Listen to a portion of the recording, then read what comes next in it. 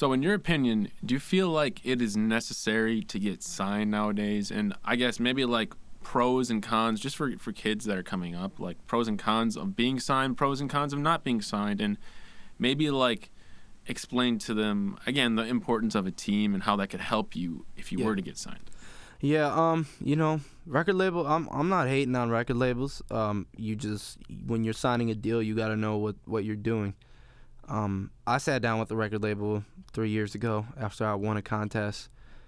They flew me out to New York. I met with Roc Nation, and like there was an opportunity for sure, but like I felt like they kind of were just looking at me like I was a kid. I had a manager. We both really didn't know what we were doing at the time, and it kind of just felt like, hey, this kid's like 17.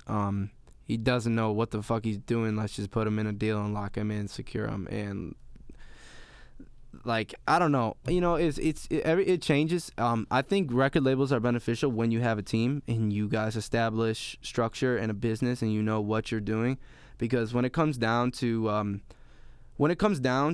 signing with a label, when you have a team, a label's not going to fuck you over because they already know what you're doing. Like if a label's coming to hit you up when you have like a significant amount of streams, you have a good following, you're putting out good music that people like, they're going to want to lock you into a distribution deal, and that is good. So the pros and cons of this is that the pros are, if you get a distribution deal, when you have a team, they're going to already know that they can't really fuck you over because they already know you know too much, which is probably, in my opinion, is what I would do along the lines. I wouldn't sign to a record label right now with just the position that I'm in.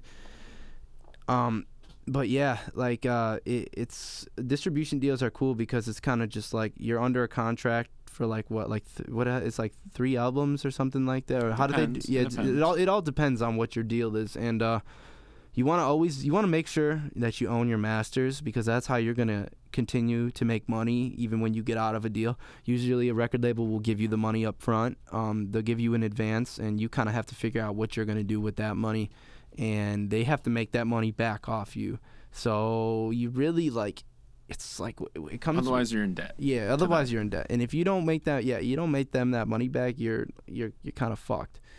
But yeah, so I guess the cons of signing to a record label at a young age is that they're probably most likely going to take advantage of you and try to lock you in like a 360 deal, and like that's something you don't want. I mean, like I know there's artists out there who've been stuck in deals for years, and that's what happens. They you get locked into a deal, you put out a couple good songs, and then the label kind of just starts dictating. Like, they have control over you because you signed the contract. You got to read the contract. You got to hire an entertainment lawyer to look over and be like, yo, like, make sure, like, I own my masters. Make sure I can drop the kind of music I want. They're not going to turn me, like, if you're a rapper, then make sure they're not going to turn you into a pop star if that's not what you want to do, And music's all about making the kind of music you want to make, like once you get locked into a deal where people are trying to force you to make the different kind of music that doesn't match your style, then it's never going to work. And then that's when they shelf you.